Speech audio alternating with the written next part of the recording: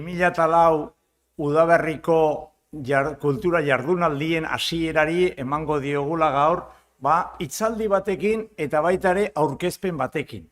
Eta lehendabizi hasiko gara aurkezpenarekin. Esan behar da, ziklo honetan hitzaldi bakarraiz egongo dela orain otsailean, eta gero beste biak izango dira martxoan, beste biak, eta azkenekoak izango dira apirilean, jakin ezazuen. Eta gainera nik uste zui ere bai iritsi zaizuela. Eta bakarrik esan, azkenekoan Luis Montoliu doktorea gurekin egon zenean, esan geniola, zure liburua idatzita dagoena eta dagoenezko 3 edizio gazteleraz saldu direnak, esan nion, euskeraz ateratzen denean deituko zaitugu. Eta euskeraz atera da, eta liburu orduak zute ikusten duzuten bezala, eta horregatik konbidatugu berriro. Eta horretan parte handia izan du, zio enziklopediak esango dugu, liburuen enziklopediak, eta hor azkeneko alea hause da. Eta horretarako parte hartu du horretan Ana Zubiaga, biokimika eta gure fakultateko katedraduna biokimikan eta bioteknologian esango dugu, horrelako zerbait, eta berak bere nondik norakoak oraintxe emango dizkigu. Eta gero horren ostean, Luis Montoliuk emango duen hitzaldia aurkeztuko. Eskerrik asko. Bueno, eskerrik asko. Bueno, a mí me gustaría hacer una presentación de Luis Montoliu. Estoy encantada de presentarle a Luis, ¿no? Y en esta presentación me gustaría destacar 3 facetas de Luis que yo creo que es por las que es conocido y reconocido. Seguro que más, pero estas 3 me parece que son importantes, ¿no? La primera es su faceta investigadora, porque Luis ha estudiado y ha realizado además contribuciones muy importantes en el conocimiento de las bases genéticas del albinismo. Y de hecho Luis fue uno de los primeros que aplicó la tecnología de knockout, que en aquella época era rompedora, hacia los años 90, para generar ratones knockouts que fueran albinos y así poder estudiar la función de los genes implicados en el albinismo. Pero además, más recientemente, Luis ha aplicado, quizás haya sido el primero en aplicar en el Estado español, la tecnología CRISPR para generar ratones modificados genéticamente implicados en el albinismo, que creo que nos va a hablar alguna cosita sobre ello. Con lo cual, ha estado siempre en la frontera de ese conocimiento tecnológico en los aspectos biomédicos y genéticos. La otra faceta que me gustaría destacar de Luis es que ha estado implicado desde un principio en los comités éticos. Y ha sido de los que ha asesorado en la creación de varios comités éticos en toda España, cuando empezó la legislación y había que aplicar y prácticamente no sabíamos cómo había que hacer aquello. Bueno, pues Luis se interesó muchísimo y nos ha ayudado en esa implementación de esos comités. Él participa en uno de los comités, en su centro de investigación. Además, también participa en el comité de ético en el Consejo Europeo de la Ciencia, obviamente en la parte principalmente correspondiente a los animales, al uso de los animales, pero no solo ello. Y el tercer aspecto que me gustaría destacar de Luis es su interés en la divulgación científica. Lleva bastante tiempo haciéndolo, con muchísimo éxito. Luis ha publicado varios libros de divulgación, participa muchísimas veces en charlas de divulgación. Siempre que le hemos llamado ha venido, a los estudiantes les ha interesado muchísimo. Explica incluso conceptos que pueden ser un poco difíciles de entender, los explica de una manera muy fácil para entenderlo y de ahí entiendo el éxito que está teniendo en la parte divulgadora. Y en este sentido, pues es la razón por la que le hemos traído en esta ocasión a Luis, ¿no? Porque en el último libro que ha publicado, quizá no, nos lo dirá, igual tiene algún otro más, pero en este libro ha sido el que se ha traducido al euskera. Yo he disfrutado muchísimo leyendo el libro cuando lo tradujo Alfonso Múgica en el Ullar, y con la ayuda de Leire Escajedo, que también está por aquí, Leire y yo hemos intentado, bueno, yo por lo menos, Leire mucho más que yo, pero yo he intentado, bueno, pues dar mi pequeña aportación para que los conceptos genéticos, quizá algunos que no se puedan entender tan bien, pues intentar que se entiendan un poco mejor en euskera. Bueno, eta besterik ez, nik animatzen zaituztet liburu irakurtzera, oso modu errezean irakurtzen den liburu bat da, nik uste dut. Oinarri apur bat eduki behar dela, jakina baietz, biologian, baina hemen dauden gehienok hori eta gehiago daukazue, badakizu zein den teknologia, eta liburu honek erakusten duena da, zenbat aplikazio mota dituen, non egon daitezkeen arazoak, nola konponbideak, eta benetan modu erraz batean irakurtzeko liburua da. Beraz, animatu horretara, eta eskerrak eman berriro Luisi, ona etortzeagatik bere liburuaren eta metodologia berritzaile honen aurkezpena egitera. Eskerrik asko, Luis.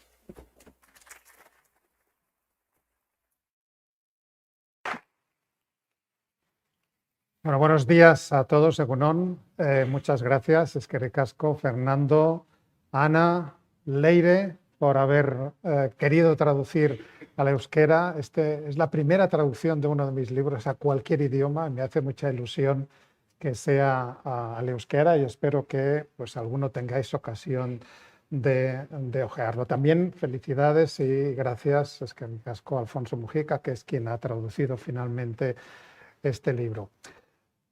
Bueno, Fernando me invitó a esta presentación y me dijo, tráenos algo. He venido aquí varias veces, siempre que me llamáis, encantado de estar con vosotros. Y como decía Ana, a mí me interesa que conozcamos dónde hemos llegado con estas estrategias de edición genética y cuáles son los retos que tenemos que resolver y dónde estamos ahora. Yo os traigo una serie de cosas, pero básicamente os traigo dos ideas. Hoy básicamente os traigo dos ideas, que son dos ideas de accesibilidad, porque fijaros que ahora estamos ya en otra pantalla. Hemos estado unos cuantos años desarrollando, pero ahora ya estamos en aplicaciones que están triunfando, ¿no? Y tenemos problemas de accesibilidad. Como veis en el título, pone accesibilidad en terapias y veréis que tendremos unos problemas económicos que no estaban en el libro de instrucciones, pero que tenemos que resolver. Parece que sabemos curar a la gente, pero la gente no va a poder acceder a estas terapias tan fácilmente. Ahí tenemos un problema que resolver, que comentaré. Pero también en plantas tenemos un problema legal que tenemos que resolver, ¿no? Y ahora dentro de unos meses nos van a convocar para votar a las elecciones del Parlamento Europeo. Eso es aquello que dice, ¿para qué sirve el Parlamento Europeo? Pues sirve, entre otras cosas, para definir una serie de directivas que van a gobernar cómo queremos funcionar en la sociedad y cómo queremos aplicar pues, estas innovaciones. Estas son las cosas que os voy a contar. Y si tengo tiempo, os voy a dar una propinita que vamos a hacer un viaje al pasado, pero ya veremos. Vivimos tiempos fascinantes. Probablemente esta es la última diapositiva que esperabais encontrar para empezar una charla de CRISPR, ¿no? Tenemos dos ingenios, uno de ellos ha dejado de funcionar hace unos días, pero tenemos dos robots que están funcionando por Marte. A mí me parece fascinante que estas dos máquinas que hemos construido en la Tierra estén paseándose y explorando Marte. Esto me parece formidable, me parece fascinante. Pero me parece igual de fascinante que gracias a la segunda generación de herramientas CRISPR, que son las herramientas que conocemos como los editores de bases, hayamos podido salvar la vida a Lisa. Lisa es una niña británica con 12 años, en mayo de 2022, estaba desahuciada médicamente, tenía una leucemia linfoblástica de células T, intratable, resistente a quimioterapia y a radioterapia, y que de una forma experimental se le administraron unas herramientas CRISPR, como ya digo, de segunda generación, que se habían creado en 2016, apenas 6 años antes, y Alisa pues ahora puede contarlo, sobrevivió, se curó y está pues haciendo todo lo que hacen las niñas de 13-14 años, ¿no? Eso me parece fascinante, las dos cosas me parecen fascinantes. Volvamos a Marte y lo que os quiero pedir, a ver quién se acuerda del nombre de estos dos robots. ¿Cómo se llama el rover y cómo se llama el helicóptero? Ah, esto tiene mucho que ver con lo que os voy a contar. El rover se llama Perseverance y el helicóptero se llama Ingenuity, que no lo traducimos por ingenuidad, sino por ingenio. Perseverancia e ingenio, que son dos características que tenía este señor. Este señor, a quien tenéis que conocer bien si no lo conocéis, este es Francis Mujica, microbiólogo de la Universidad de Alicante, que es el que hace más de 30 años empezó a preguntarse cómo demonios hay microorganismos que son capaces de resistir los altos niveles de salinidad que hay en las salinas, por ejemplo, de Santa Pola, cerca de donde está él. Él fue el primero en darse cuenta de estas estructuras tan peculiares que tenían el genoma de estos organismos, con estos patrones. Ya sabéis que en biología, aquí creo que hay muchos que os dedicáis a esto de la biología, sabéis que en biología cuando encontramos un patrón tenemos que pensar que hay alguna fuerza que lo está manteniendo, porque si no, por mutaciones, esto se desvanecería con el paso de los años. Él se encontró con este patrón y se percató de que lo que mucha gente se fijaba que era el número de la misma secuencia repetida, no era lo relevante. Lo relevante es lo que había entre medias, estos cuadraditos de colores. Y además, no contento con eso, fue el que nombró. Él describió en inglés lo que estaba viendo y describió como repeticiones cortas, palindrómicas, se leen igual del derecho que del revés, la palabra radar, agrupadas, es obvio que están agrupadas, y regularmente espaciadas.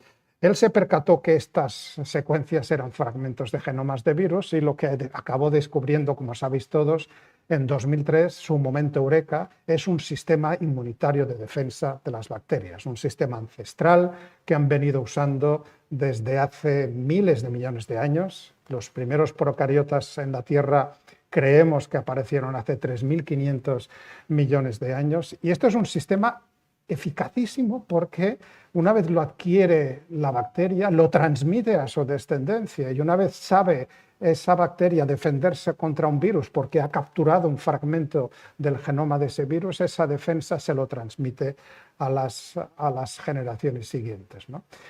Y ahí se quedó la contribución, una contribución de investigación básica fundamental de Francis Mujica.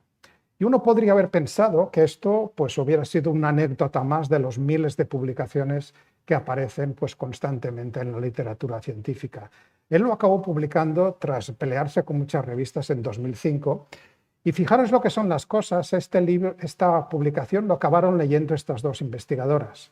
Emmanuelle Charpentier, francesa, microbióloga, trabaja en Max Planck en Berlín, y Jennifer Doudna, que es bioquímica norteamericana, que en 2012 coincidieron en un meeting en San Juan de Puerto Rico y habían leído las dos el trabajo de Francis y decidieron ver esas herramientas fuera de contexto y convertirlas en las herramientas de edición genética. 8 años más tarde, en 2020, recibieron el Premio Nobel de Química por ello. Nos hubiera encantado que Francis hubiera estado también en esa terna, ¿no? Francis se contentó. Si conocéis a Francis, es la persona más honesta y más humilde que conozco. Él se sentía ya agraciado con el hecho de saber que algo que había pasado por sus manos pues había estado en la mente de estas investigadoras y había sido premiado con el Premio Nobel en Estocolmo. Estamos ante herramientas que cortan el ADN. Claro, es una herramienta biológica, no lo olvidemos nunca. Se lo decía ahora a varios de vosotros cuando estabais en los pósters. La función principal de los sistemas CRISPR es cortar el DNA, es un sistema de defensa y eso es lo que saben hacer mejor. Luego les queremos pedir muchas más otras cosas y las hacen, pero no tan bien. Lo que hacen estupendamente, lo que han sido seleccionados para ellos para cortar el ADN. Pero no cortan al azar, cortan donde les indica una pequeña molécula de ARNA. Esto es lo que da versatilidad al sistema. Esto es lo que hace que este sistema de corte sea un sistema programable. Y esto es lo que nos ha cambiado la vida a todo el mundo. Yo suelo decir que solamente hay 2 laboratorios de biología molecular en el mundo, 2 tipos de laboratorios, los que están usando ya las herramientas CRISPR y los que van a usar las herramientas CRISPR. Esto es como la PCR, esto es una técnica que es transversal, está no solamente en modificación, sino también en diagnóstico y, como veréis, en terapia. En definitiva, ¿cómo funcionan estas herramientas? Muy fácil, tenemos varias maneras de resolver un corte de doble cadena en el ADN. Cuando cortamos el ADN es muy agresivo esto. Si cortamos una cadena siempre tenemos la otra para resolverlo, esto lo sabemos bien.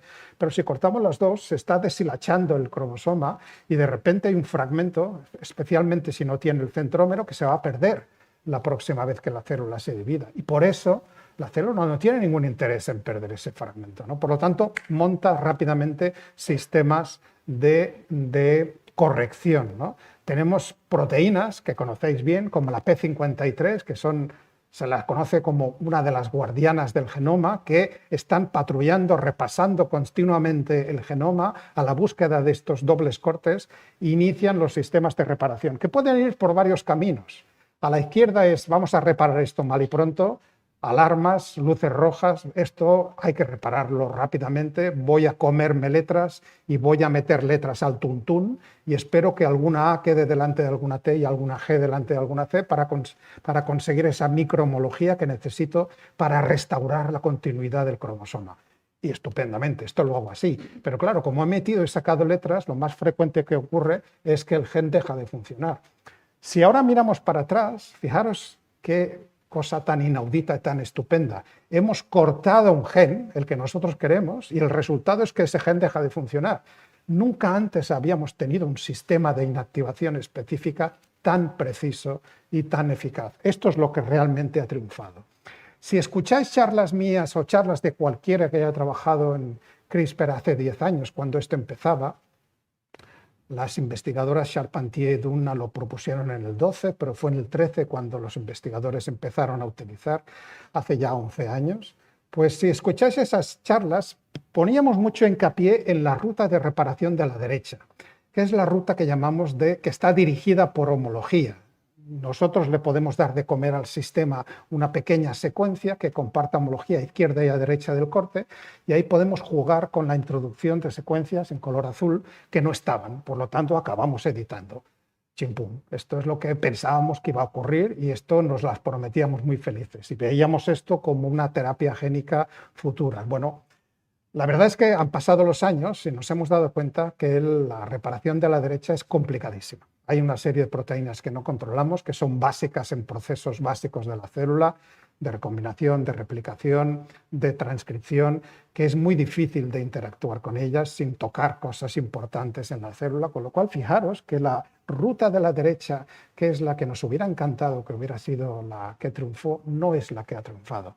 Volvemos a los orígenes. ¿Qué saben hacer las CRISPR? Os lo acabo de decir, cortar el ADN. Pues vamos a aplicar los cortes de ADN y vamos a ver qué podemos deducir. El cortar el ADN puede ser terapéutico. De hecho, hay muchas enfermedades que están asociadas a una sobreexpresión, un gen que se está expresando cuando no debería estar expresándose. Por lo tanto, si podemos inactivar ese gen, ya tiene un sentido terapéutico. Y esto es lo que está sucediendo. Bueno, pasaron 20 años entre las primeras investigaciones de Francis y los 4 genetistas que están en la última fila, que son los que definitivamente pues, acabaron demostrando. En particular estos dos, Feng Zhang y George Church, en enero de 2013 publicaron 2 artículos que son ya históricos, en los cuales de alguna manera comprobaban que la propuesta que había hecho 6 meses antes las 2 investigadoras, Charpentier y Dunna, estaban en lo cierto. Fijaros que el Comité Nobel acaba premiando a las investigadoras por la idea que tuvieron. Ellas no demostraron que esa idea podía ser cierta. Luego, evidentemente, también se sumaron al éxito, pero no lo demostraron. Estos 2 fueron los que, tomando esas observaciones, lo comprobaron, ¿no?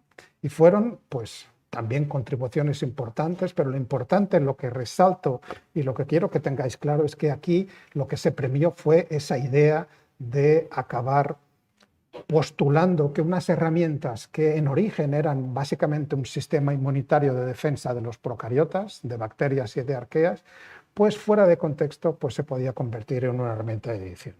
Bueno, estos 2 investigadores fueron muy importantes en los inicios, pero si hay alguna posibilidad de que haya un segundo Nobel para este tipo de tecnologías, que esto es muy difícil que ocurra, no imposible, pero muy difícil, probablemente se lo tienen que dar a este señor.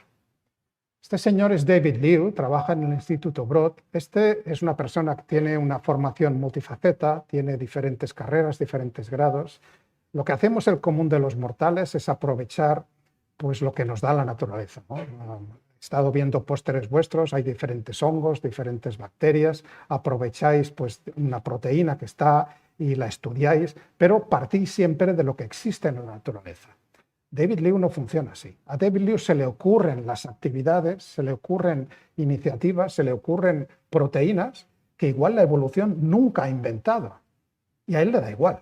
Dice, pues bueno, pues si no la ha inventado la evolución, pues aquí estoy yo y monto yo y uno diferentes partes, diferentes dominios. Y así es como, gracias a David Liu, en 2016 se le ocurre la segunda generación de herramientas CRISPR, los editores de bases, los que borran una base nitrogenada y la cambian por otra, una A por una G, una C por un T, fácil, sin cortar el ADN. Y en 2019 se le ocurren la tercera generación de herramientas CRISPR, que son las herramientas Prime, herramientas de calidad, jugando siempre con ese doble sentido en inglés. Prime, pues tiene el sentido de molde, pero también tiene el sentido de esa empresa de correos y de mensajería que conocemos todos. Si compramos una cosa Prime, nos la traen al día siguiente, ¿no? Entonces todo el mundo sabe que Prime quiere decir plus, quiere decir que funciona. En definitiva, estas herramientas nos han servido para un montón de cosas en biología, biomedicina y en biotecnología, para cortar, para insertar, para reemplazar, para modificar, para marcar. Lo más fácil, cortar un gen.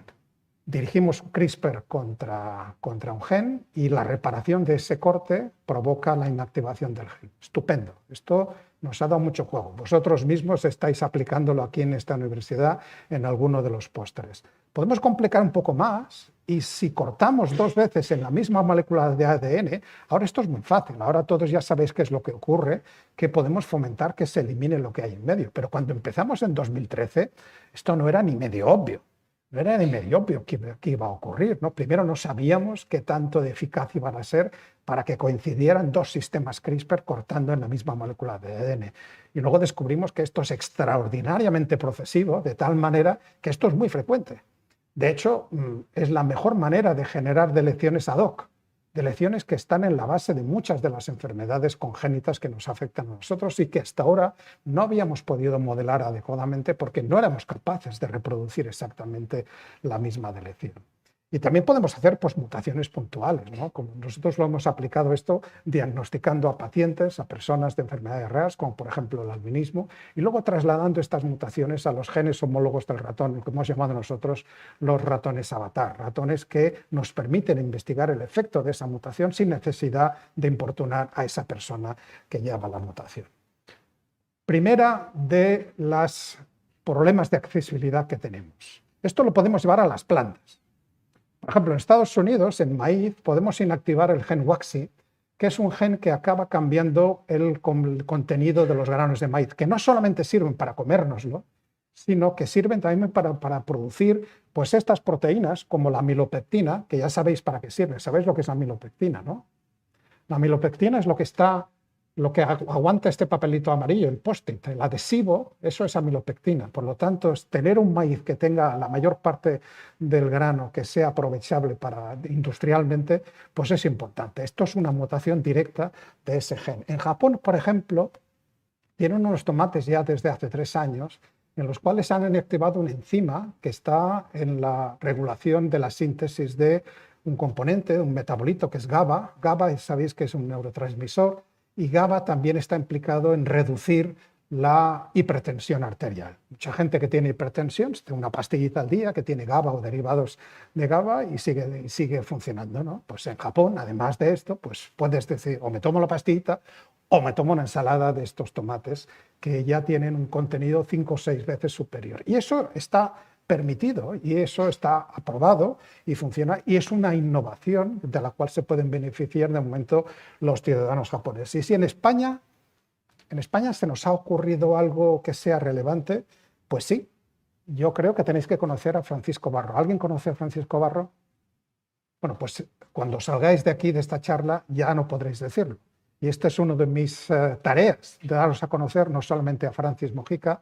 No solamente hay que conocer a los suecos, a los americanos, a los franceses que están por ahí, hay conciudadanos nuestros que hacen cosas relevantes. Francis lo hizo, Francisco Barro también. Francisco Barro trabaja en trigo. Si mínimamente habéis estudiado el trigo, sabéis que el trigo es una especie que se las trae. Se las trae porque es hexaploide. Eso quiere decir que de cada gen hay 6 copias. De cada gen. Nosotros somos diploides, de cada gen tenemos 2 copias.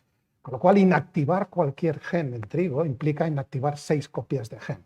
No os digo yo inactivar familias de genes que están sextuplicadas, ¿no?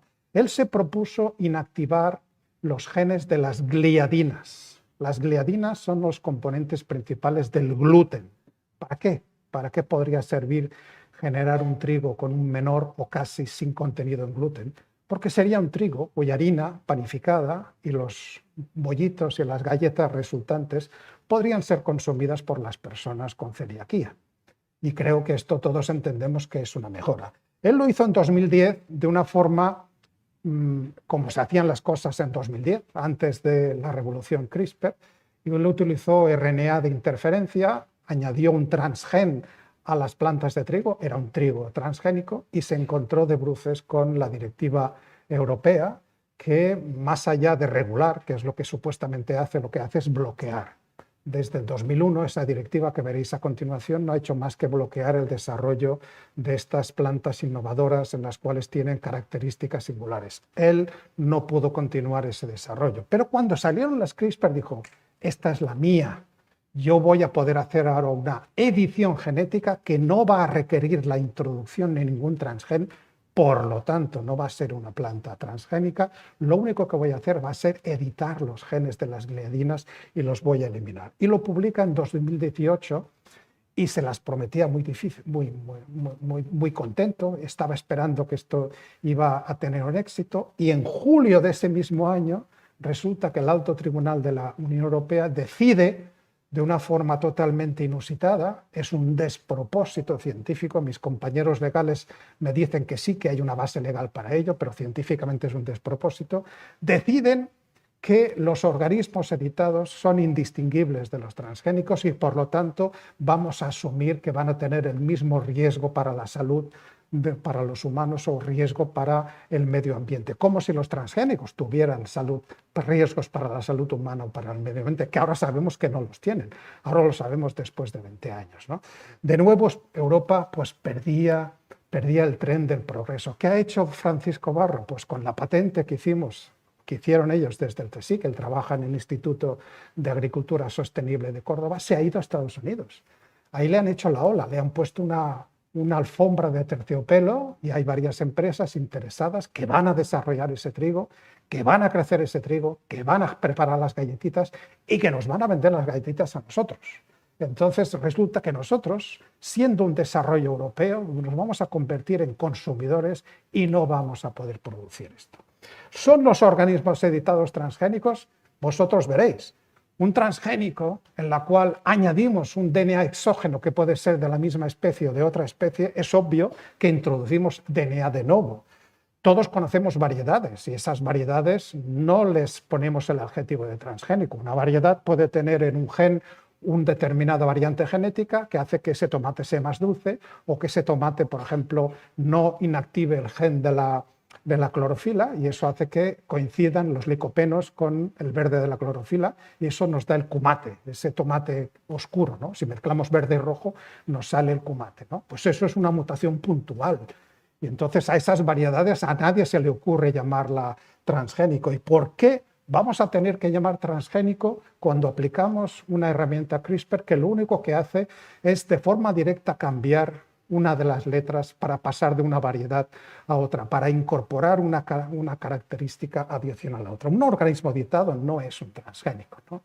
Y estos son los restos de esta directiva que tenemos del 2001, que perdonad que me extienda un poquito en esto porque esto está ocurriendo ahora, hoy, mientras estamos ahora aquí en Leioa, en el Parlamento Europeo en Estrasburgo se está discutiendo la modificación de esta directiva. 6, 7 y 8 de febrero. Mañana es la votación, ¿no? Y de esa votación depende de que nos sumemos al resto de los países del mundo o sigamos yendo en dirección contraria. Fijaros que podemos generar mutaciones de muchos diferentes tipos. Podemos mutar a los vegetales por radiación. Esto se hizo en los años 50. Hay muchas de las variedades que tenemos de vegetales, de frutas que están en el supermercado que derivan de aquello, ¿no? Pues sandías más grandes, berenjenas más grandes, melones más grandes, o podemos también hacer mutaciones químicas. Podemos también aplicar pues, herramientas de primera generación de CRISPR o de segunda generación, pero si miramos el resultado es idéntico, ¿no? ¿Por qué vamos a tratar de forma distinta a las dos últimas respecto a las dos primeras si el resultado es el mismo, ¿no? Son indistinguibles. Fijaros además, cuando nosotros estamos haciendo mutagénesis al azar de forma química o por radiación, además de lo que nosotros queremos seleccionar, se nos meten un porrón de mutaciones que no controlamos y que nadie se preocupa de caracterizar, y esto nos parece bien. Y esta es una planta que la tenemos en el supermercado. Cuando cruzamos variedades para seleccionar un producto que sea más interesante, también estamos movilizando un montón de variantes genéticas que no controlamos. Pero a estas no las regulamos como organismos modificados genéticamente. La Directiva Europea los exime de esta regulación, mientras que cuando hacemos la modificación lo más preciso que somos capaces de hacer hoy en día, que es con las CRISPR, a esa sí, curiosamente, a la que le presumimos todos estos problemas, ¿no? Fijaros, en 20 años de aplicación, más de 20 años de la directiva, por mucho que leáis, por mucho que hayáis oído, y por muy alto y por muy fuerte que se hayan repetido las cosas, no hay ninguno de estos organismos modificados genéticamente que haya tenido ningún problema para la salud humana ni para la salud ambiental. Y esto es así. Si no fuera así, os lo diría también. De hecho, tanto es así que hubo un montón de premios Nobel que le dijeron a esta ONG, Greenpeace, que por cierto, Greenpeace, si no existiera, habría que inventarla. Greenpeace ha hecho contribuciones estupendas en favor del planeta, pero aquí se equivocó y decidieron atacar esta innovación tecnológica de las modificaciones genéticas de una forma totalmente inopinada y sin ninguna base científica. Y estos científicos le dijeron, se acabó. ¿Cuál es el coste moral de no estar utilizando estas tecnologías? Fijaros, tenemos una directiva, pero en los más de 20 años solamente hemos aprobado una sola variedad genética, que es este maíz, veréis el maíz BT. Pero esto es una cierta hipocresía. O sea, no queremos cultivar pues estas plantas transgénicas porque así lo hemos decidido, porque presumimos que son dañinas, que no lo son, pero presumimos que sí. Pero luego tenemos que dar de comer a las vacas y a los cerdos que tenemos aquí en Europa. Y claro, tenemos que importar toneladas y toneladas de productos que naturalmente son transgénicos porque son los más productivos y los más adaptados. Este es el único maíz que tenemos que está autorizado en Europa. Porque fijaros, en el mundo entero, tanto para remolacha como para algodón, como para soja, como para maíz, prácticamente la totalidad de los cultivos son modificados genéticamente, naturalmente, porque están mejor adaptados y son más productivos, ¿no? Aquí en Europa hemos decidido optar por una serie de países que han decidido ser libres de transgénicos, ¿no? Como si esto tuviera algún sentido, ¿no? Yo eso lo suelo explicar. Imagínate que España decide, es un país libre de ferreterías, no tenemos ferreterías. Bueno, pues ¿esto qué sentido tiene? Pues efectivamente es algo parecido, ¿no? Fijaros, la producción de animales, de plantas modificadas genéticamente está basculada en América, en Asia y en Australia, y en Europa solamente está en España y en Chequia. De hecho, la mayor parte de productos modificados genéticamente que tenemos en Europa se cultivan en España, y de hecho en España, en Huesca. Y a preguntarles a los agricultores que están cultivando este maíz si están contentos o no. Están encantados. Pueden sacar 2 cosechas al año y con una producción enorme. Esto, claro, ha provocado un rechazo de toda la comunidad científica que se dirigió a la Comisión Europea y le dijo, no puede ser. No puede ser que estemos aplicando una directiva del 2001 a unas herramientas que aparecieron en el 2012-2013. No puede ser que apliquemos retroactivamente algo que cuando se generó ni teníamos en mente que aparecieran, ¿no?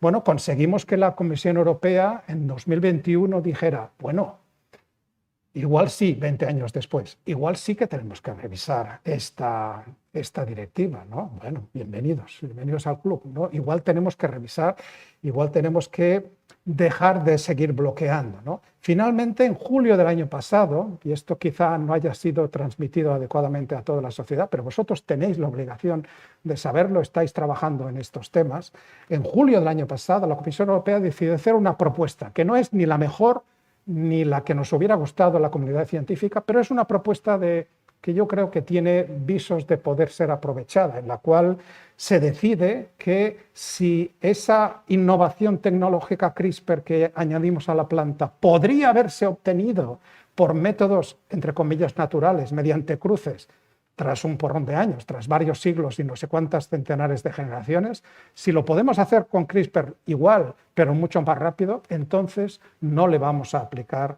la directiva europea. Esto ya es un triunfo.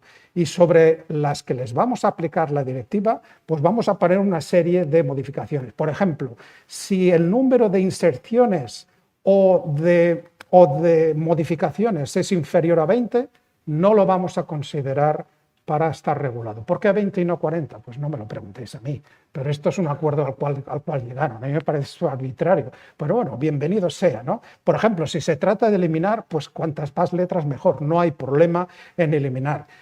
Y también se incluye una tercera modificación que no tiene demasiado sentido, pero bueno, digamos que aceptamos pulpo como animal de compañía, ¿no? De repente, pues las plantas NGT, las plantas que se han obtenido por estas nuevas técnicas genómicas, que son equivalentes a las que podríamos haber obtenido de forma natural, pero como se han obtenido por CRISPR, no se podrán vender, no se podrán utilizar en la agricultura ecológica. Bueno, si estamos de acuerdo que son indistinguibles, ¿por qué las volvemos a penalizar?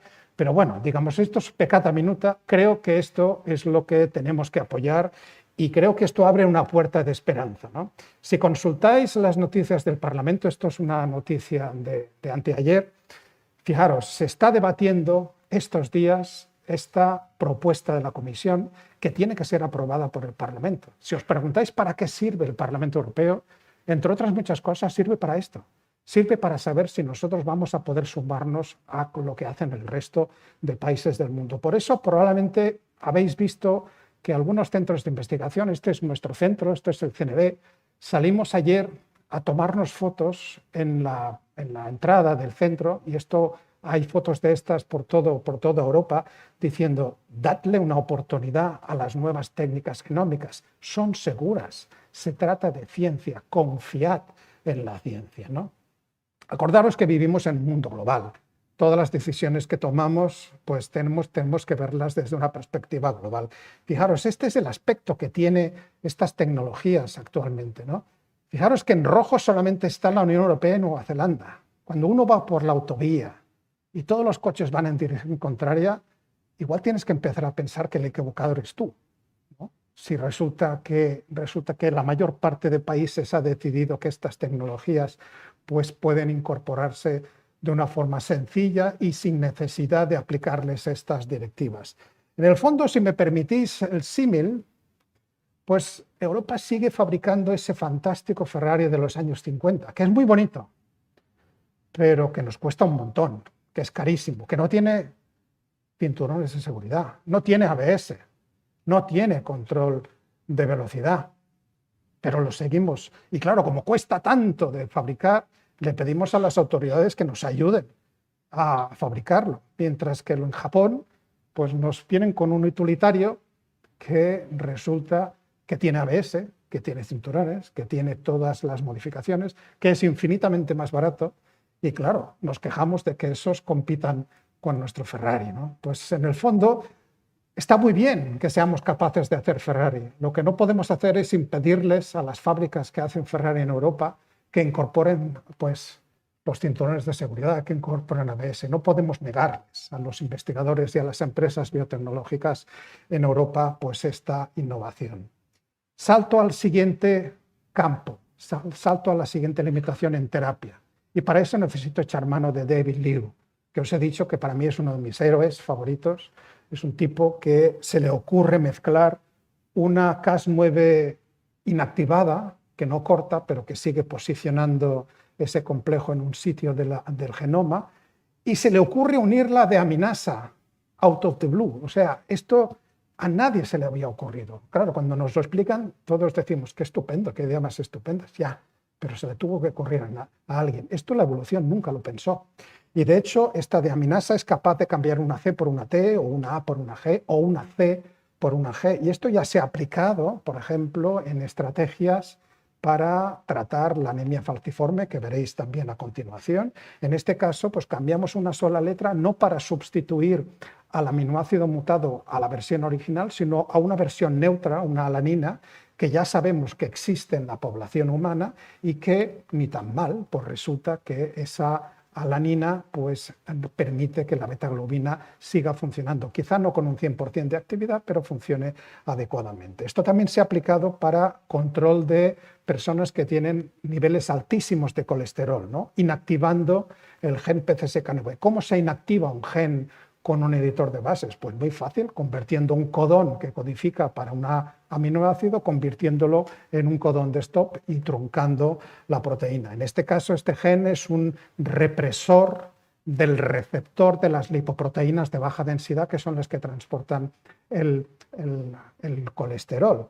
Si eliminamos el represor, suben los receptores en hígado, retiran más lipoproteínas circulantes de la sangre y baja el colesterol. Fantástico, ¿no? Pues esto es lo que ya se ha tratado en ratones, se ha tratado en primates y ya hay un ensayo clínico funcionando en humanos. Cuidado, porque estas también hay que revisar, porque hay de los pocos pacientes que se han tratado, en este caso hay un par de personas que han desarrollado problemas cardiovasculares que no está claro todavía cuál es el origen. Por lo tanto, hay que ir con cuidado en estas administraciones masivas, sistémicas, me refiero por todo el cuerpo, porque nosotros queremos ir al hígado a modificar este gen, pero este gen acaba siendo modificado en otras células. David Liu se le ocurre la tercera generación, y esto ya es la repanocha. Desde cuando yo lo vi en 2019 dije, esto me caí de culo, o sea, perdonadme. O sea, ¿cómo se le ocurre a alguien unir una nicasa con una transcriptasa inversa? Esto no es que no se le haya ocurrido a la evolución, no se le ha ocurrido a nadie. Claro, lo que hace él es imaginarse lo siguiente: voy a utilizar el RNA no solamente para posicionar el complejo en el gen que yo quiero modificar, sino para dirigir la síntesis de la cadena complementaria del ADN, que además coincide con el sitio donde está la transcriptasa inversa, que como sabéis, sintetiza ADN a partir de ARN, con lo cual yo dicto las letras que quiero ponerle en el ARN y esto es lo que estiro y lo que genero. Fenomenal, esto es una navaja suiza. Esto es, la prime editing está llamada pues a jubilar a las otras, ¿no? Todavía no está llegando a la clínica, probablemente este año van a ser los primeros ensayos clínicos y esto, digamos, es el futuro. Fijaros que hemos dejado atrás las primeras herramientas de edición genética que lo único que hacían era cortar. Ahora usamos la capacidad de posicionar estas herramientas en un sitio del genoma y les dotamos de actividad adicional, bien sea para cambiar la base en las de segunda generación, editores de base, o bien sea para hacer lo que queramos con estas ediciones de calidad. El futuro es la terapia, esto está claro, esto se veía desde el principio. No voy a hablar de los intentos que ha habido de hacer terapia germinal modificando embriones, sabéis que esto es ilegal.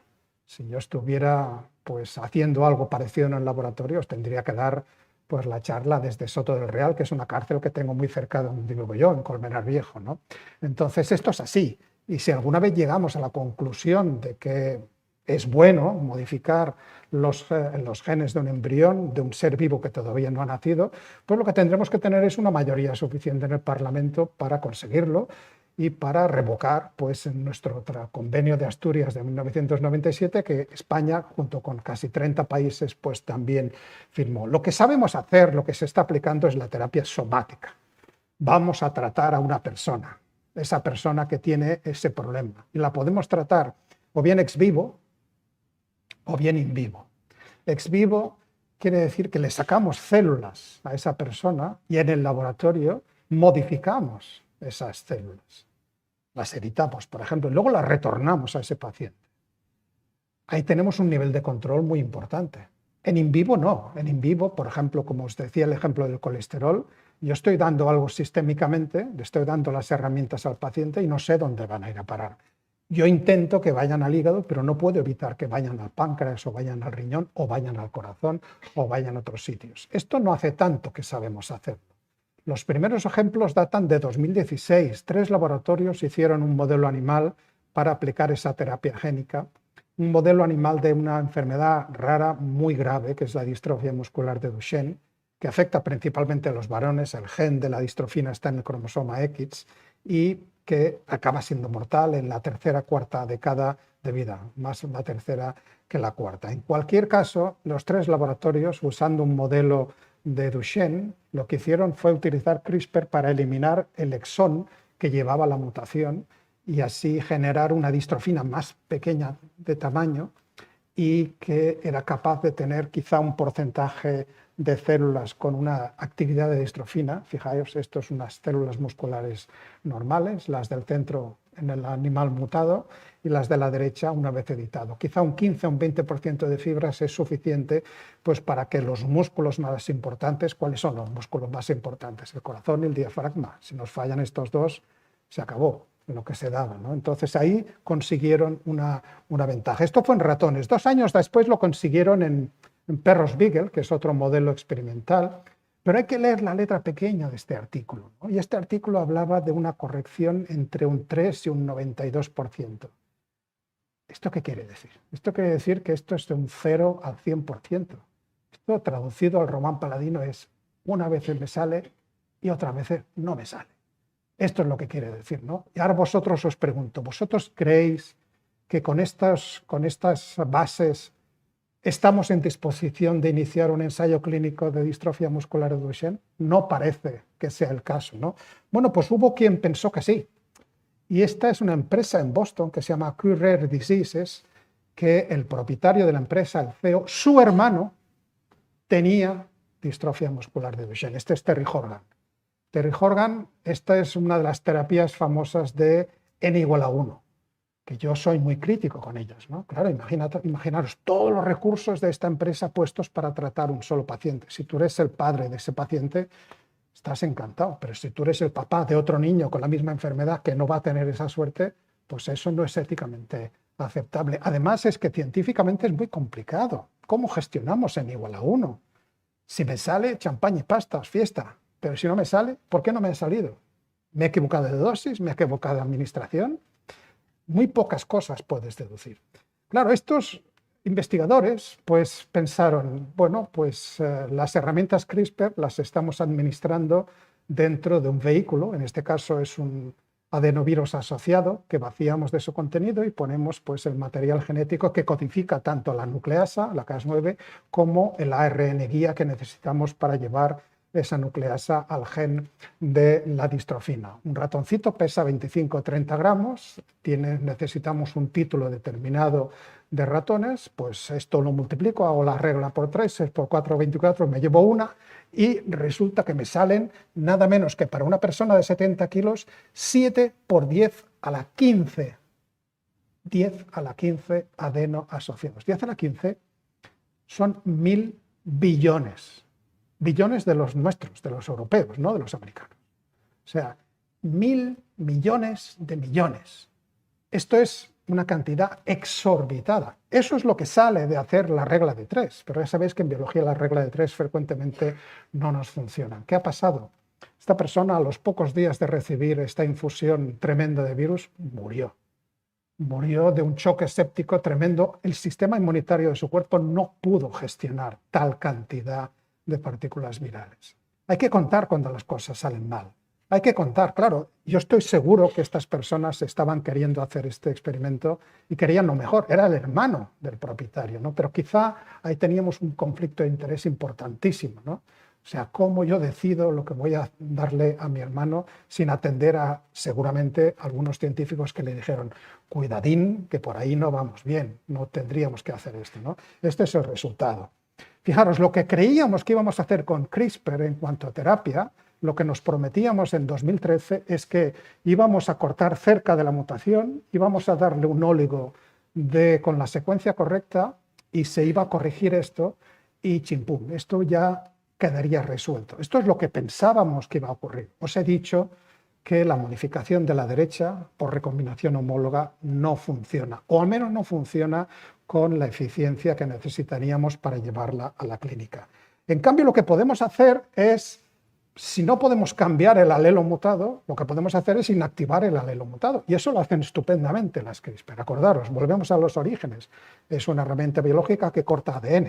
Si no sé cambiar la mutación, al menos sé eliminar esa mutación. Y eso es lo que ocurre en los más de 90 ensayos clínicos que hay hoy en día que están en marcha, ¿no? La mayoría son ex vivo, ¿no? Son los que tenemos mayor control, enfermedades derivadas de la sangre, y la mayoría tienen que ver con la inmunoterapia, ¿no? La inmunoterapia sabéis que es el renacimiento de las técnicas de control de muchos cánceres, sobre todo los agresivos con mieloma, sarcoma, melanoma, resistentes a quimio y a radioterapia, que para pacientes desahuciados se extraen linfocitos y con CRISPR se inactivan aquellos genes que son reguladores negativos del sistema inmunitario, como PD1 o como CTLA4, ¿no? Los que los descubrieron, Tasuku Honjo y James Allison, recibieron el Premio Nobel de Medicina en 2018 y nos hemos olvidado de ellos. 2018, esto es antes de ayer, y realmente su contribución fue tremenda. Hay muchos pacientes que se hubieran fallecido y que hoy en día siguen viviendo gracias a la inmunoterapia. Por lo tanto, reactivamos el sistema inmune, lo hacemos más agresivo y antes de devolver los linfocitos al paciente, los infectamos con un lentivirus que tiene un receptor quimérico de antígeno. Chimeric Antigen Receptor, CAR, las CAR-T, las células CAR-T que habréis oído hablar. Esto es la inmunoterapia, esto es lo que está dando esperanza a muchos pacientes. Y esto es lo que sirvió para curar a Lisa, la Lisa que os presentaba anteriormente con una serie de modificaciones. El éxito más notorio que hemos vivido en CRISPR, y si habéis seguido mínimamente las noticias antes de Navidad, ha sido la cura de la anemia falciforme. La anemia falciforme es una enfermedad rara. Es una enfermedad que afecta a una de cada 5.000, 10.000 personas, pero es dentro de las raras, es relativamente prevalente. Hay 400.000 personas en el mundo que nacen cada año con anemia falciforme, más de 300.000 de ellas solamente en África. Acordaros que lo que sucede con la anemia falciforme, la hemoglobina, que sabéis que tiene 2 cadenas alfa y 2 beta, las 2 betas están mutadas, primero, no carga oxígeno con la misma eficiencia y en segundo lugar esa beta-globina mutada polimeriza y genera unas estructuras poliméricas anómalas dentro del glóbulo rojo que hace que cambie de forma el glóbulo rojo, esa forma de hoz o de forma de media luna que acaba ocluyendo los capilares. El problema de la anemia falciforme, más allá de que necesitan transfusiones constantes, eso quiere decir varias cada mes, pues el problema es que genera embolias por doquier. Microembolias por doquier. Una embolia en el corazón ya sabemos cómo se llama infarto del miocardio. Una embolia en el cerebro es un ictus. Esta gente tiene una probabilidad de morir muy elevada, ¿no? Entonces, y no teníamos ningún tratamiento más allá de un tratamiento con un metabolito que sirve en la misma dirección de la terapia CRISPR, que es la hidroxiurea, que no está disponible para todos. Pero de nuevo la investigación básica es la que nos salva. Stuart Orkin, que es un hematólogo, investigador del pediátrico de Boston, en 2008 hace la propuesta siguiente. Cuando nos estamos desarrollando como fetos, nuestra hemoglobina tiene 2 cadenas alfa y 2 cadenas gamma. Esa es la hemoglobina fetal. Cuando nacemos, el gen gamma, los genes gamma que hay 2, se apagan y pasan a ser sustituidos por los genes beta. ¿Pero por qué se apagan? En 2008, 16 años antes de que esto se aplicara, Stuart Orkin se da cuenta de que hay un receptor que se llama BCL11A que se sienta encima del promotor de las gamma e impide su transcripción. Fenomenal. Este receptor está ahí todo el resto de nuestra vida. Y a él se le ocurre lo siguiente. ¿Qué pasaría si yo inactivo el receptor? Si yo inactivo el receptor, ¿se reactivaría los genes gamma en adultos? Y dicho y hecho, lo prueban esto en células, en ratones, en macacos, y finalmente esto llega a las personas. Efectivamente, si con CRISPR inactivamos, de nuevo cortamos el gen, en este caso unos reguladores, unos enhancers de este gen, para reducir la expresión de este represor, aparece de nuevo esta gamma globina que es capaz de suplir a la beta mutada y tenemos hemoglobina fetal circulando en un adulto que funciona la mar de bien. Fijaros, tenemos la sustitución de la alfa-beta-beta por la alfa-alfa-gamma-gamma. Esta es Victoria Gray. Victoria Gray es la primera persona del mundo que ha sido curada de forma irreversible, es decir, esta no necesita ningún otro tratamiento. Esta se le extrajeron sus células troncales hematopoyéticas, en el laboratorio se inactivó el gen BCL11A, se le devolvieron las células editadas y antes de devolvérselas se la acondicionó. Esto quiere decir, se le dio una dosis muy alta de quimioterapia para eliminar sus células troncales y para que su hematopoiesis surgiera a partir de las editadas en el laboratorio. Esta es la publicación que apareció a principios del 21, finales del 20, en la cual veis en verde la beta-globina y en azul la gamma-globina. En 18 meses prácticamente una sustitución total. Yo conocí a Victoria Gray en marzo del año pasado, en la tercera cumbre internacional de la edición genética en humanos, ¿no? Y esta es una foto mía y quería plasmar, y tuve suerte de plasmar este semblante. Ella estaba, por un lado, contenta, satisfecha de haber sido una de las primeras personas en un ensayo clínico que podía decir que estaba curada de esta enfermedad gravísima, pero en ese congreso empezamos ya a conocer cuál iba a ser el destino de esta terapia. De hecho, esta terapia, sabéis que se ha aprobado en noviembre de forma pionera en el Reino Unido, no está en la Unión Europea. El 8 de diciembre se aprobó por la FDA. Y cuidado, el 15 de diciembre la Agencia Europea del Medicamento recomendó a la Comisión Europea que aprobara esta terapia. Recomendó, cuidado con los titulares, porque si eres un papá o una mamá de un niño con una niña con anemia falciforme, si lees que esta terapia se ha aprobado en España, esto no es cierto. Primero, tiene que aprobarla la Comisión. Esa aprobación tiene que trasladarse a las agencias reguladoras de cada país. La Agencia Española del Medicamento y de Productos Sanitarios tiene que dar también su aprobación. Y finalmente, esto no es suficiente. En España tenemos la Comisión de Precios de Sanidad, la Comisión de Farmacia, en la cual se sienta en el Ministerio de Sanidad, la Administración y la empresa que negocian el precio en el cual se va a administrar esa droga, esa terapia. Y mientras una terapia, un fármaco no tenga un precio en España, no se puede administrar en ningún hospital. Y esto puede enlentecerse y puede llevar meses o incluso años a veces, ¿no? Recordaréis no hace tanto cuando hubo la polémica de un fármaco que servía para tratar a la hepatitis C. No hay vacuna para el virus de la hepatitis C, pero hay un tratamiento que era carísimo y durante unos meses se consiguió bajar casi a un 10% de su valor original, pero durante esos meses que se estuvo discutiendo el precio, mucha gente falleció y no pudo beneficiarse de eso.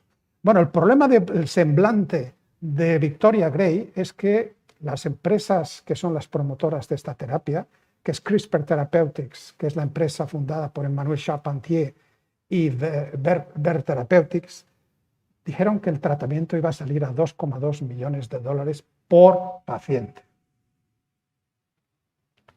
Este es el precio oficial que se ha publicado en Estados Unidos. ¿Alguien cree que estas 300.000 personas en África van a poder beneficiarse de esta terapia? No seamos ingenuos. Tenemos un problema. Científicamente hemos resuelto esta enfermedad. Esta enfermedad está resuelta, funciona. Pero económicamente tenemos un problema social, un problema de distribución de gastos, de prioridades. ¿Cómo vamos a resolver esto? Cuidado, no me malinterpretéis. Necesitamos a las empresas biotecnológicas, necesitamos a las empresas farmacéuticas. Tienen todo su derecho a poder beneficiarse legítimamente de y recuperar la inversión realizada. Pero eso tiene que ser compatible con un precio que sea asumible por los sistemas nacionales de salud.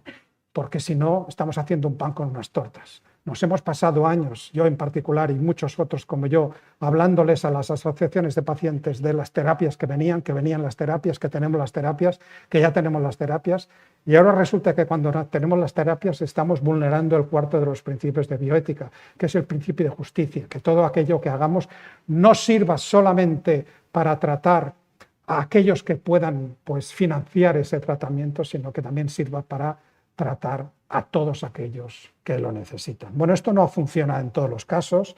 Sabéis que el tratamiento CRISPR también se ha aplicado en casos de ceguera progresiva, de amaurosis. Hay muy pocos pacientes. Ha habido también innovaciones. La empresa que ha fundado la otra premio Nobel, Jennifer Doudna, Intelia, no ha utilizado los virus adenoasociados, como utilizan la mayoría de otras empresas. Ellos utilizan las nanopartículas lipídicas para incluir los RNAs que codifican para la nucleasa y RNAs guías. Estas nanopartículas lipídicas las conocéis bien, porque son las que se han usado para vehicular las vacunas de Pfizer y las vacunas de Moderna, ¿no? Por lo tanto, algo bueno tenía que tener la pandemia, ¿no? Resulta que la innovación tecnológica que supuso no solamente el usar el RNA de forma estable, gracias a Katalin Karikó y a Drew Weissman, sino que también ese vehículo nos sirve ahora para llevar estas cosas, ¿no?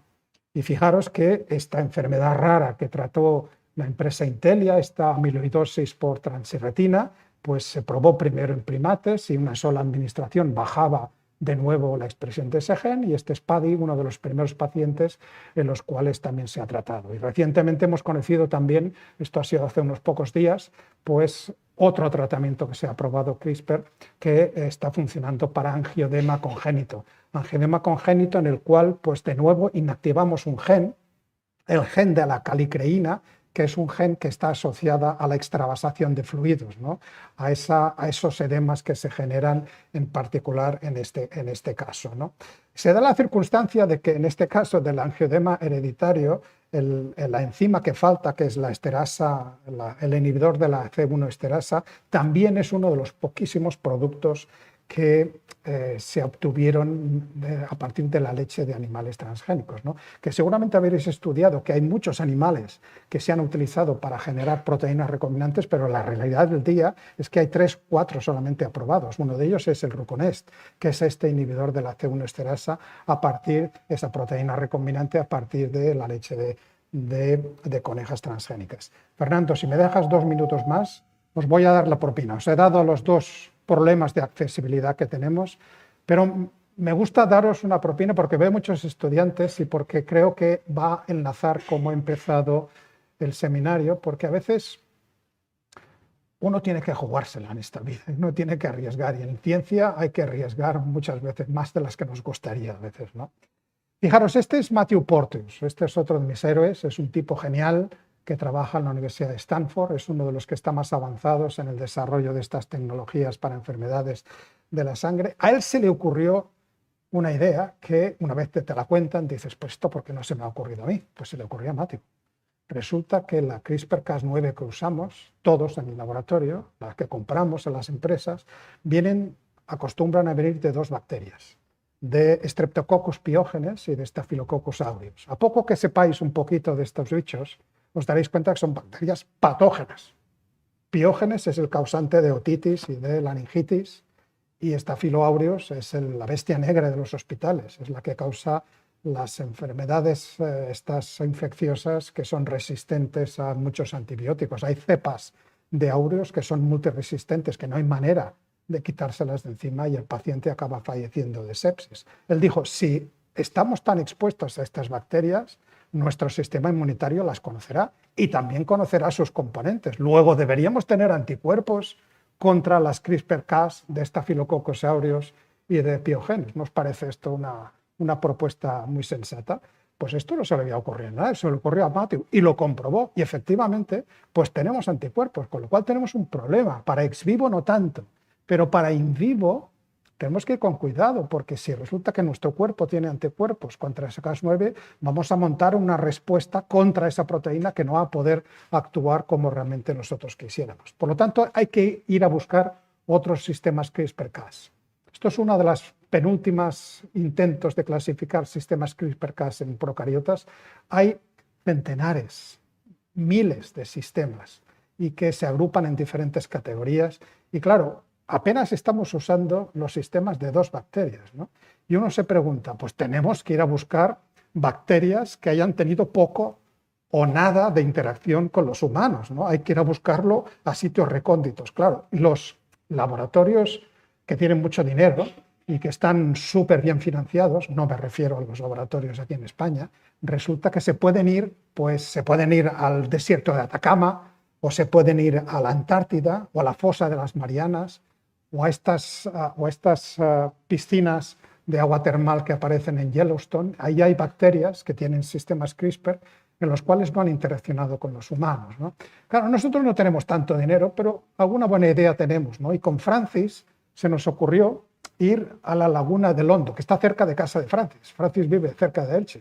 Y entonces nos fuimos a la laguna del Hondo y Francis con sus estudiantes obtuvo pues varios sistemas CRISPR. En particular obtuvimos esta EH de El Hondo, una Cas9 más pequeñita, una Cas9 que era muy distinta de las Cas9 conocidas, que caracterizamos con sus características bioquímicas, etcétera, y que nosotros nos encargamos de validar y que funcionaba tímidamente, pero funcionaba como un editor genético y que está ahora dispuesto para ser optimizado. Con lo cual, hay vida más allá de Piógenes y de Aures, ¿no? Lo siguiente que se nos ocurrió es, bueno, si podemos ir a buscar CRISPR en el espacio, ¿por qué no buscar CRISPR en el tiempo? ¿Por qué no nos hacemos un regreso al futuro? ¿Por qué no nos vamos hace millones de años? Ahí no había humanos. Los humanos llegamos, los primates, hace pocos millones de años, los homos y los ancestros homínidos hace 1,82 millones de años, ¿no? ¿Cómo serían estas casas ancestrales, ¿no? Claro, esto es un resumen de la historia del planeta, así, pues, en plan pasapalabra, ¿no? En una diapositiva, ¿no? Fijaros, el planeta tiene 4.500 millones de años. Las primeras células procariotas aparecieron hace 3.500. Las primeras células eucariotas aparecen hace 1.850 millones de años. En alrededor de los 600 millones de años, 580, es la revolución, la explosión cámbrica, donde aparecen la mayor parte de los tipos animales que luego tendremos. Y luego en los 65 millones de años pues ya sabemos qué es lo que ocurrió, ¿no? Cayó un meteorito y se extinguieron la mayor parte de dinosaurios. Bueno, no todos, ¿no? Los que vuelan, los pájaros siguen por ahí dando vueltas, ¿no? Y hace 150 millones de años se extinguió el primero de los dinosaurios que sale en la película Jurassic Park, ¿no? El brachiosaurio, este dinosaurio de 30 metros, ¿no? Ese se extinguió hace 150 millones de años. Claro, entonces nos propusimos, ¿por qué no sacamos sistemas CRISPR de hace 37, 137, 200, 1000 y 2600 millones de años? Claro, ¿y cómo lo hacemos esto? Claro, pero esto tuvimos que colaborar con gente que sabe hacerlo. Hay gente que se dedica a la paleoenzimología, creedme, hay gente así. Este es Raúl Pérez, que trabajó inicialmente en el CIC Nanogune y ahora está en el CIC Biogune. Y claro, el problema que teníamos que enfrentarnos es que el DNA más antiguo conocido químicamente preservado en la naturaleza apenas tiene 2 millones de años. Os acordaréis, hace 2 años el premio Nobel Svante Pääbo, sueco, trabajaba con DNA antiguo, pero él trabajaba en un rango de 10.400.000 años, que es una pasada de años, pero no nos sirve, ¿no? ¿Cómo llegamos a tantos millones de años? No hay registro fósil. Bueno, lo que podemos hacer es una reconstrucción, una resurrección estadística. Lo que podemos aplicar es un método que se llama de máxima verosimilitud. Recogemos un montón de bacterias con sus secuencias CRISPR-Cas9 y con superordenadores le decimos, calcúlanos cuál puede ser la proteína precursora que pudiera dar lugar por mutagénesis a todos los actuales. Y cuando tengas ese precursor, calcúlanos el precursor del precursor y luego el precursor del precursor, etc. Esto se puede calibrar con una línea temporal y podemos dejar al ordenador funcionando millones de generaciones hasta llegar a obtener secuencias que no se parecen en nada a la Cas9 actuales, que no sabemos si existieron alguna vez, que no tenéis manera de pedirme que yo os demuestre que éstas existieron, pero tampoco tenéis manera de demostrarme que no existieron. Y además es que me da igual, porque lo que quiero yo es tener una secuencia que sea distinta y que no sea reconocida por mi sistema inmunitario. Os hago la historia corta y finalmente fijaros aquí en esta tabla de la derecha, en rojo tenéis nuestra Cas9 de referencia, que es la de Piógenes. La primera en lila es la que tiene 37 millones de años. Esto es actividad de edición genética en células humanas. Fijaros que la de 37 millones de años funciona al 60%. Ni tan mal. La de 137 millones de años, que está en naranja, funciona casi al 80%. La que tiene 200 millones de años en amarillo funciona al 40%, algo parecido a la que tiene 1.000 millones. Y solamente la de 2.600 millones de años es la que no logramos que funcione para esto.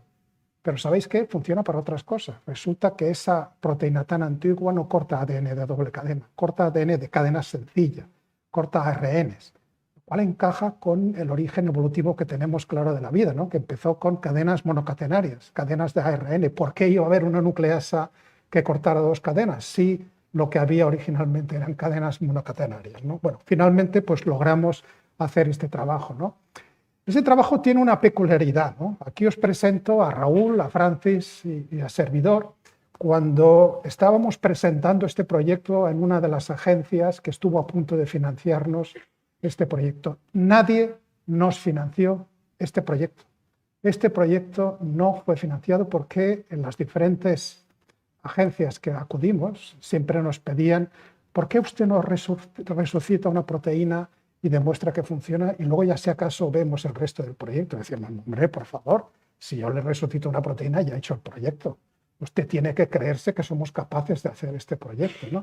No se lo creyeron y en el 2023 se nos ve un poquito más viejos a los tres, pero yo más contentos, ¿no? No sé si teníamos ingenio, pero seguro que teníamos perseverancia. A tozudos no nos ganó nadie y este proyecto que no fue financiado lo acabamos publicando hace un año en Nature Microbiology. Y aquí tenéis las proteínas ancestrales Cas que se pueden utilizar y que ahora estamos validando. Mensaje, si creéis en una idea, si estáis convencidos de que esa idea es válida y tenéis que seguir adelante, y si tenéis la posibilidad de seguir adelante, pues hacedlo y seguid adelante. Acabo dando las gracias a mi grupo y a las agencias que nos financian. Y el motivo que nos ha traído aquí es porque en 2019 estas historias se me ocurrió contarlas en un libro que llamé Editando Genes, Recorta, Pega y Colorea, que publicó la editorial Nextdoor, basándome y centrándome en las personas, quién estaba detrás de cada uno de estos análisis. Lo actualizamos en el año 20, en el 21, y gracias a Ana, a Leire y a Alfonso Mujica, que es el traductor, pues ahora lo tenemos traducido al euskera. Y muchas gracias.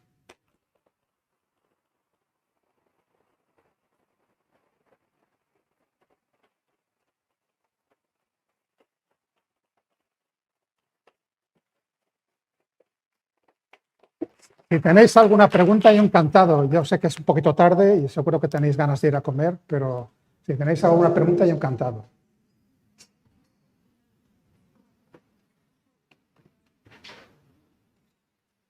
¿Alguien se anima a preguntar? Mira, por ahí, allá uno está levantando la mano. Aquí.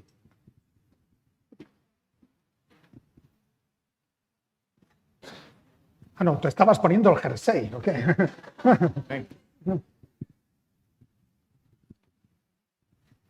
No os asustéis, que esto... Bueno, pues entonces te voy a hacer una pregunta yo. Me parece muy bien, Fernando. Así... He visto que hay, me ha llamado la atención porque he visto que el número de enfermedades con las que se puede atacar con CRISPR es muy variado, que he visto también enfermedades de depósito.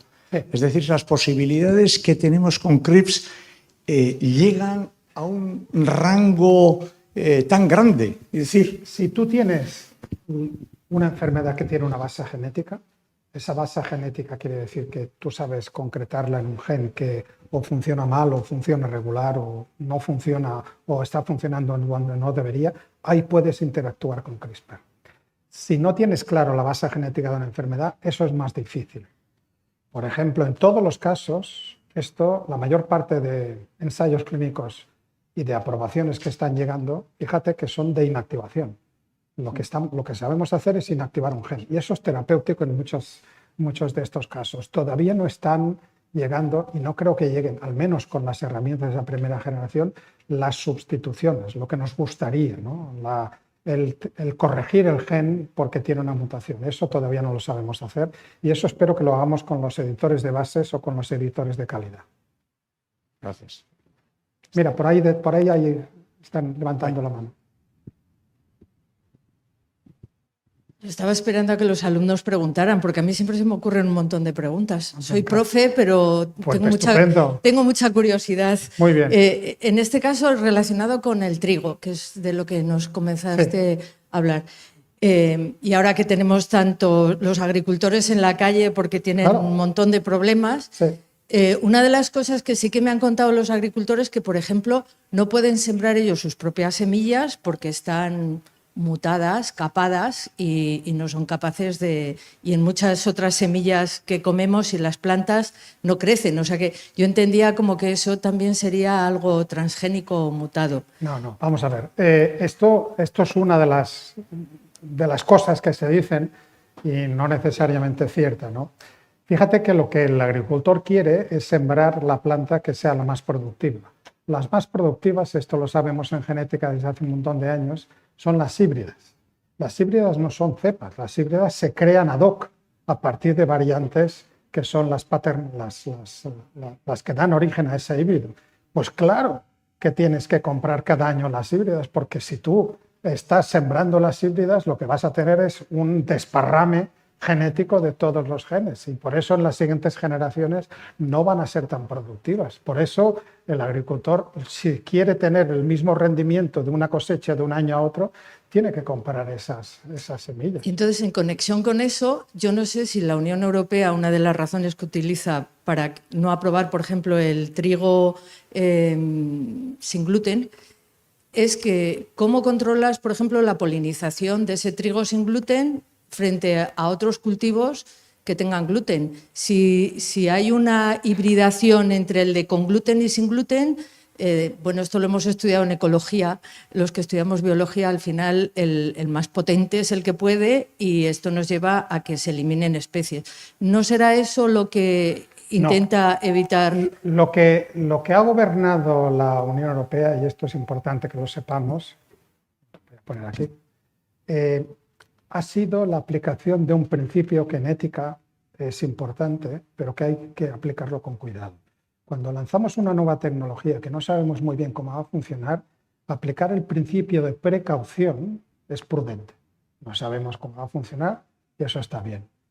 Seguir aplicándolo 20 años después, cuando hemos analizado decenas o centenares de informes y en ningún caso hemos encontrado ningún problema, tampoco de polinización cruzada, pues eso ya se convierte en un principio de bloqueo. Eso ya no es un principio de precaución. Y ahí estamos, y ahí estamos. Fijaros que en Europa lo que estamos bloqueando es que nuestros agricultores puedan utilizar estas tecnologías. Les decimos, sigue cultivando ese tomate estupendo, ese Ferrari de los años 50, pero no te dejamos poner ABS, no te dejamos poner el cinturón de seguridad, no te dejamos poner el control de velocidad. Y resulta que los demás lo están poniendo y generan 2 y 3 cosechas de tomate al año y están poniendo ese tomate a un precio más bajo. Claro. Entonces, ¿por qué no les dejamos competir en igualdad de condiciones a nuestros agricultores? Y esto es lo que realmente están originando. Fijaros que el hecho de que tengamos los tractores en la calle en Europa tiene mucho que ver con lo que estamos hablando de innovación tecnológica. Si no dejamos que nuestros agricultores y ganaderos, que eso también se aplica en animales, incorporen estas tecnologías que mejoran la producción, pues malamente vamos a competir, malamente vamos a salir adelante como unidad, como Unión Europea, ¿no? Por eso creo que es tan relevante. En pocas veces he visto investigadores estar tan de acuerdo de muchas diferentes disciplinas en este aspecto, ¿no? Y por eso entiendo que la Comisión Europea, después de recibir tantas sugerencias y peticiones, en julio del año pasado propuso algo que se había negado, que era actualizar la directiva, que parece lógico. Si tú le explicas a alguien, esta directiva es del año 2001, las CRISPR salen en 2012-2013.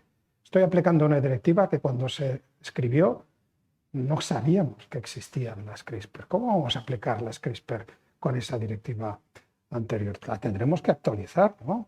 Entonces, bueno, pues eso es lo que han optado el resto de países. Perdonad, pero es que Europa lo que bloquea es el cultivo, no el consumo.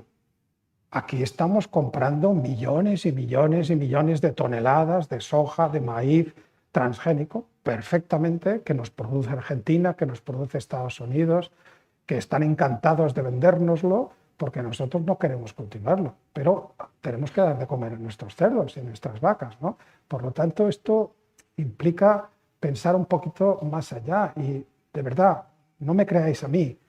Entrad en las páginas del Parlamento Europeo, entrad en una declaración que tenéis en la COSTE, en la Confederación de Sociedades Científicas Españolas, entrad y mirad documentos escritos por personas que saben mucho más que yo de estos temas y que no entienden por qué estamos pues, limitando esa innovación tecnológica. No lo estamos haciendo en la clínica, ¿no? Aquí estamos salvando vidas, aquí aparecen personas que se morirían y que ahora tienen una esperanza de ser curadas. Y no se nos ocurre decirles a los médicos, te prohibimos utilizar las CRISPR para tratar a esta persona que está desahuciada médicamente, te lo prohibimos. No se nos ocurre decir esto. Pues ¿por qué se nos ocurre esto con las plantas, ¿no? Esto es algo que, de lo que pase esta semana en el Parlamento Europeo, va a depender cómo va a ser el futuro de Europa. Si vamos a ser un consorcio de países, una Unión Europea que va a producir y a consumir alimentos de mayor productividad, o si solamente vamos a ser unos países consumidores y van a ser otros los que van a producir estos alimentos. Más cosas.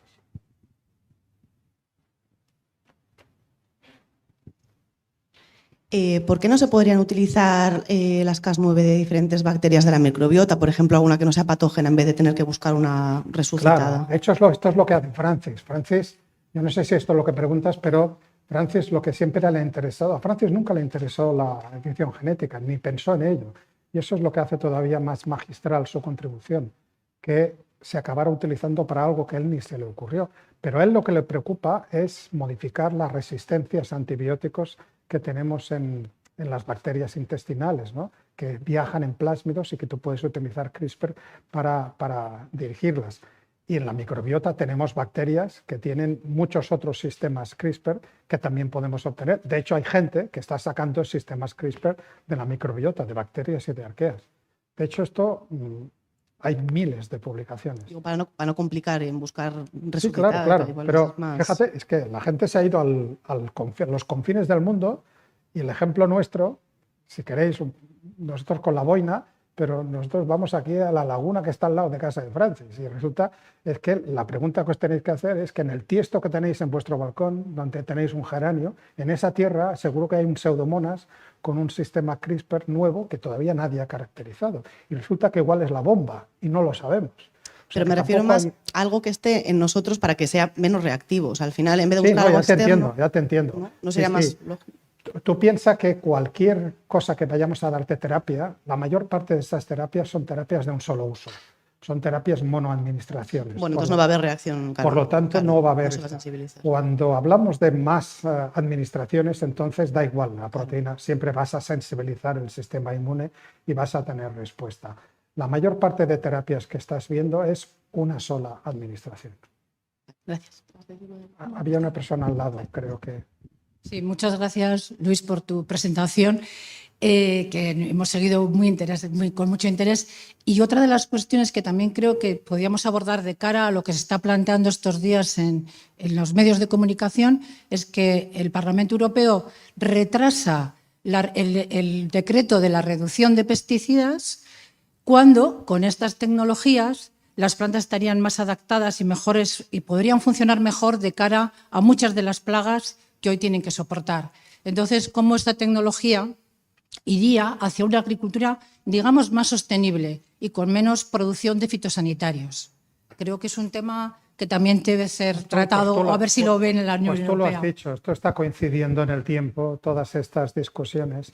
En el fondo, yo creo que, perdonadme, esto es una interpretación mía, seguramente equivocada, pero yo creo que en Europa vivimos bucólicamente en el campo y pensamos que podemos coger el coche y hacer 200 kilómetros para ir a buscar un tomate estupendo que tiene alguien plantado en su caserío y con esa ensalada vamos a tocar el cielo. Eso es estupendo, ese tomate. Y ese tomate tiene que seguir existiendo. Pero eso no es sostenible. Esto no es sostenible. Con ese tomate no alimentas a la gente.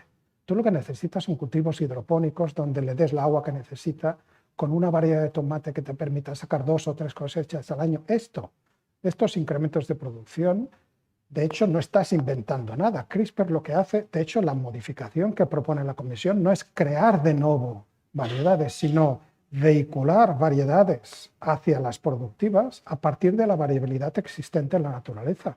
Hay un montón de variedades de tomates, lo que pasa es que a veces no coexisten las dos cosas que queremos. Queremos un tomate dulce, grande y de color oscuro, que sea kumate. Bueno, igual no tenemos las tres cosas, y resulta que una de las cosas la tenemos una variedad que si empezamos a cruzar nos salen churros y estamos ahí no sé cuántas generaciones haciendo retrocruzamientos hasta que conseguimos lo que queremos. Bueno, CRISPR, coges el tomate que tiene dos modificaciones y le introduces la tercera con CRISPR, pero no se la introduces de nuevo inventándotela, sino a partir de lo que ya sabes que existe. Por eso la propuesta de la Comisión, que yo creo que está bien, es, señores, si usted lo que va a hacer es lo que haría de forma natural mediante cruces, pero le llevaría la vida misma, pues vamos a permitir que usted lo haga esto, ¿no?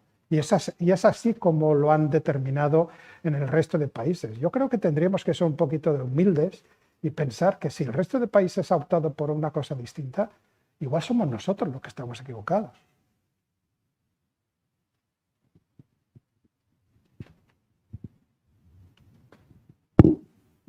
Bueno, yo dejo las plantas para ir a los humanos. Oye, me ha sorprendido que la mayor parte de los ensayos clínicos que se estén haciendo sea para inactivar genes, con lo cual, bueno, pues estaría muy bien, por ejemplo, para enfermedades dominantes, en las recesivas tendríamos un problema. Tenemos. Me preguntaba si había algún futuro y si estaba planteando en relación a los CRISPR que se dirigen al RNA y si ahí podría haber alguna cosa donde se puede rascar para avanzar. Eso es una observación muy pertinente, Ana, porque efectivamente los ensayos clínicos, la mayoría tienen que ver con inactivación, pero esto tiene una razón práctica porque lo que está llegando a la clínica son la primera generación de las herramientas CRISPR, las que empezaron a funcionar en el 2013. Los editores de bases surgieron en 2016. El primer uso clínico es Alisa, es esta niña británica. Se hizo en 2022, hace un año y medio. Entonces, apenas estamos empezando a usar los editores de base, que son los que permiten cambiar una letra y que son los que permiten tratar a las recesivas. Y lo que se espera que jubile a todas las anteriores es el Prime Editing. El Prime Editing, tuvimos un meeting en octubre en CRISPR en Sevilla, que organizó Miguel Ángel Moreno Mateos, un meeting de la EMBO. Vino también David Liu, vinieron un montón de gente. Y lo que está viniendo de las editores de tercera generación y lo que están haciendo con el Prime Editing, eso creo que va a ser una revolución. O sea, eso va a permitir no solamente editar y cambiar letras, sino va a permitir deleciones, inserciones, prácticamente todo lo que nosotros queramos. Y claro, simplemente es que todavía no han tenido ocasión. Tenemos muy pocos modelos en ratón que se han probado con Prime Editing y menos todavía en primates. Mientras que de primera y de segunda generación ya tenemos bastantes primates hechos y por eso están llegando a la clínica. Es un tema de edad, es un tema de... Los Prime Editing surgieron en 2019 y surgieron en diciembre de 2019, con lo cual apenas llegamos 3 años y pico con ellos, no llevamos más. Tema de edad. Nos vamos a comer, ¿no? Venga, muchas gracias a todos.